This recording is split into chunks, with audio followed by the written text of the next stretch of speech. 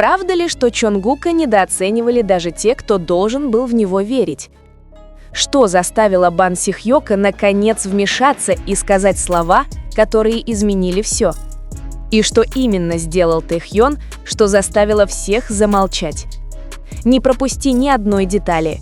Эта история откроет ту сторону мира BTS, которая еще никогда не была показана. Напиши свое мнение в комментариях, поставь лайк, если гордишься Чонгуком, и подпишись, чтобы не пропустить следующую историю. Многие недооценивали Чонгука, но Бан Сих-йок заговорил, а Тэхьон сделал нечто неожиданное.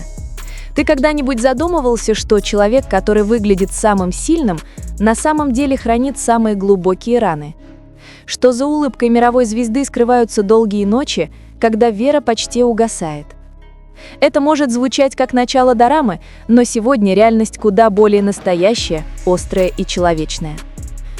Это история Чонгука, не просто айдола, не просто талантливого певца, а человека, которого когда-то недооценивали даже на фоне ослепительного света софитов.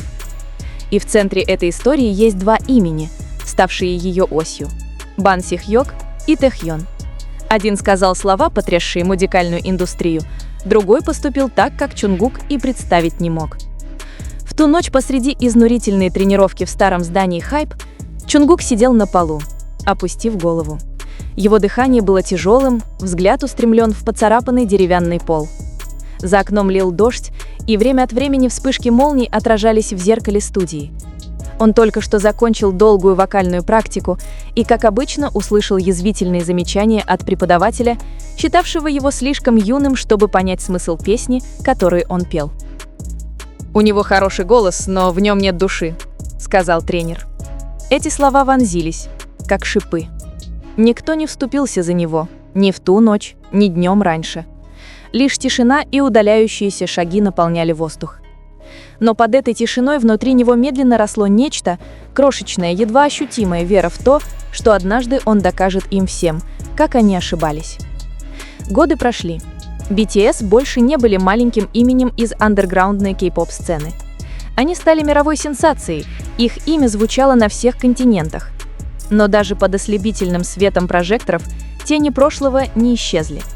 Чонгук помнил каждый скептический взгляд, каждое шепотание, называвшее его просто везучим макне, а не настоящим талантом. Но в ту ночь все изменилось. Интервью, которое Бан Сих-йок дал для внутреннего документального фильма «Hype», стало вирусным. В 12-минутном видео Бан Пиди, как его называют все артисты агентства, говорил в необычном для себя тоне – спокойном, осмысленном и глубоком. Многие недооценивали Чонгука в самом начале. Они думали, что он просто молодой парень с хорошим голосом. Но то, чего они не знали, он сделал паузу, посмотрел прямо в камеру. Этот мальчик самый требовательный к самому себе. Он никогда не хотел быть лучшим в группе. Он хотел быть тем, кого невозможно заменить. Эта фраза потрясла фанатов. Даже сами участники BTS замолчали, когда впервые увидели это видео в студии. Чонгук опустил голову, глаза блестели. Но на губах появилась легкая улыбка. Улыбка человека, которого наконец признали после долгих лет молчания. Но, однако, то, что сделало тот вечер незабываемым, были не только слова Бан Сих-йока. Тэхьон, сидевший рядом с Чонгуком, вдруг поднялся, когда видео закончилось. Не говоря ни слова, он подошел и крепко обнял его. Перед всей съемочной группой, камерами и участниками, без сценария, без указаний, только чистая искренность человека, который видел, как его друг вырос из застенчивого мальчика в легенду мирового уровня. Комната погрузилась в тишину. Даже привычный гул кондиционера исчез. Чонгук закрыл глаза. В объятиях Тэхьона он почувствовал, как тяжесть прошлого постепенно исчезает. «Знаешь, я всегда верил в тебя», – прошептал Тэхьон тихо, что услышал только Чонгук. И каким-то образом эта простая фраза прозвучала сильнее, чем аплодисменты миллионов. Но на этом история не закончилась. На следующий день Чонгук пришел в студию раньше обычного. На нем был черный худи, волосы все еще трепочутся. Ни камер, ни журналистов, только он и микрофон посреди комнаты. Он включил диктофон, глубоко вдохнул и начал говорить. Не петь. Раньше я думал, что мир будет видеть во мне только макне. Я думал, что я должен бежать без остановки, чтобы быть на одном уровне с остальными. Но теперь понимаю, мне не нужно ничего доказывать, кроме как самому себе», — сказал он охрипшим голосом. Запись, позже получившая название Confession Room, утекла в интернет через несколько недель. Фанаты по всему миру были потрясены. Они услышали голос Чонгука без фильтров, честный, сырой, до глубины человечный. Среди всех его слов особенно выделялась одна фраза: «Если бы не Бан Пиди и Тэхьон, я бы, возможно, сдался задолго до дебюта». Мало кто знал, как на самом деле складывались отношения между Чонгуком, Бан Сихьоком и Тэхьоном. За кулисами все было гораздо сложнее, чем казалось. Бан Сихьок видел в Чонгуке не просто певца, а отражение самого себя, человека, одержимого совершенством, вечно борющегося с ожиданиями.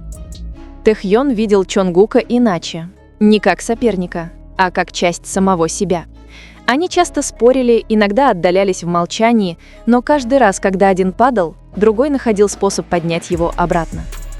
Однажды ночью в 2018 году во время мирового тура BTS Чонгук подвернул ногу на сцене. Он отказался ехать в больницу, настаивая на том, чтобы выступить, несмотря на опухлость.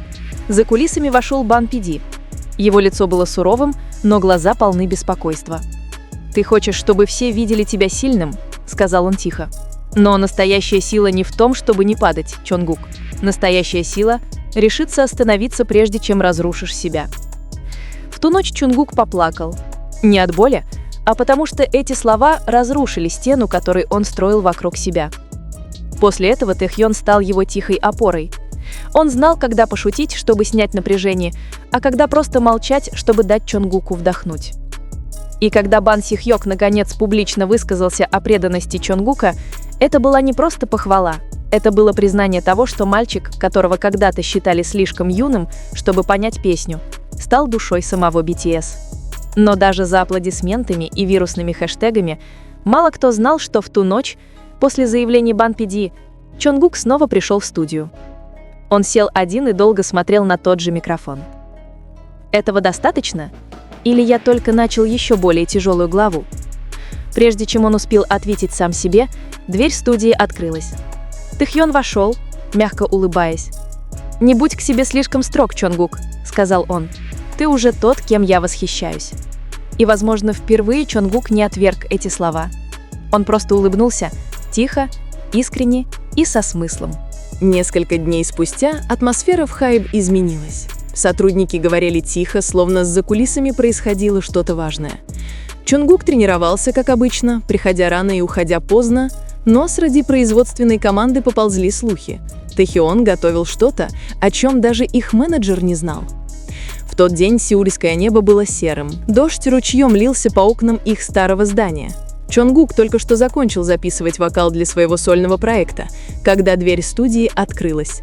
Тэхьон тихо вошел, держа в руках маленькую старую камеру с потертым кожаным ремешком. «Я хочу тебе кое-что показать», — коротко сказал он. Чонгук нахмурился. «Сейчас?» — тихо спросил он. Тэхьон кивнул. Они поднялись наверх, в старую репетиционную комнату, которую использовали до того, как BTS стали теми, кем они являются сейчас. Комната была полна воспоминаний. На стенах все еще виднелись мотивирующие граффити со времен их стажировки, включая слова самого Чонгука: «Если я не смогу летать, я побегу». Тэхьон включил камеру и установил ее на штатив. «Знаешь, я тайком снимал нас, когда нам было всего 7 мальчишек с мечтами, до которых миру было дело». Чонгук посмотрел на него. «Зачем?» «Потому что я знал, что однажды нам придется вспомнить, как все начиналось». Тэхьон нажал кнопку воспроизведения.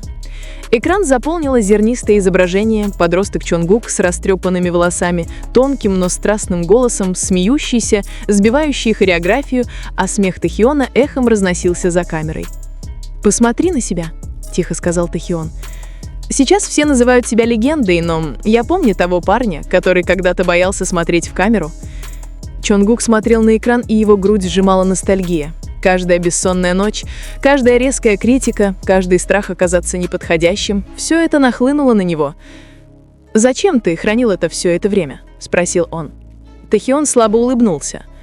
«Потому что я хотел, чтобы ты помнил, кто первым поверил в тебя, еще до того, как мир узнал твое имя». Слова пронзили его до глубины души. Чонгук опустил взгляд, глаза заблестели и медленно кивнул. В тихой комнате воздух наполняли лишь шум дождя и легкий шорох старой пленки. Но это было лишь началом. То, что Тахион сделал дальше, стало новостью по всему миру. Несколько дней спустя, во время международного интервью, журналист упомянул вирусное видео Бангпиди, восхваляющее Чонгука. Все ожидали, что Тахион, как обычно, пошутит, но он этого не сделал. Вместо этого он наклонился к микрофону, посмотрел в камеру и спокойно сказал: «Мне кажется, люди слишком часто забывают, что Чонгук силен не только на сцене, он силен внутри. Иногда, когда мы сбиваемся с пути, именно он помогает нам снова встать на ноги». В комнате повисла тишина. Чонгук удивленно посмотрел на него. Тахион продолжил: «У всех нас были сомнения, даже у меня. Но Чонгук никогда ни от кого не отказывался, включая себя. Если я здесь сегодня, то это в основном благодаря ему». За считанные часы видео стало вирусным. Хэштег Taehyun for Чонгук разошелся по трендам более чем в 40 странах. Когда-то разобщенный фандом внезапно объединился, наводнив социальные сети любовью и поддержкой.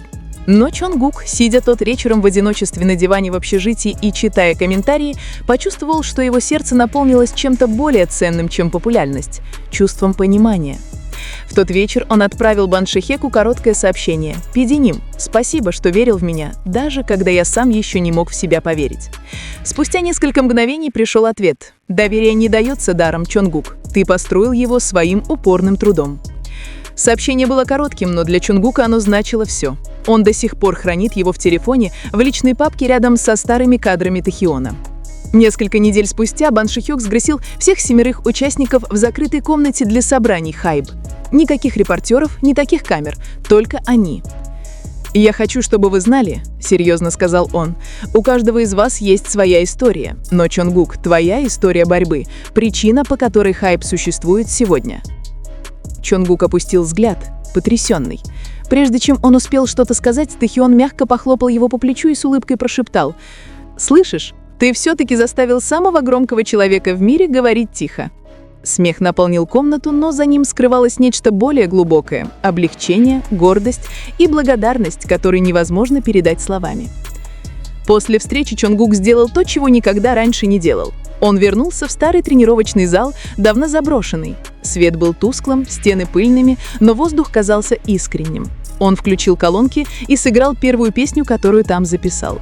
Затем он начал танцевать. Не для сцены, не для камер, не для всего мира, а для себя. Каждый его шаг говорил о 15-летнем мальчике, который когда-то боялся, о подростке, который плакал за дверями студии, и о мужчине, которого наконец-то увидели. В середине его движения дверь открылась. Тахион стоял там, держа в руках свою старую камеру. Он ничего не сказал, просто нажал «Запись». И впервые Чонгук улыбнулся, не нервно, не натянуто, а улыбкой человека, который наконец-то примирился со всеми своими версиями.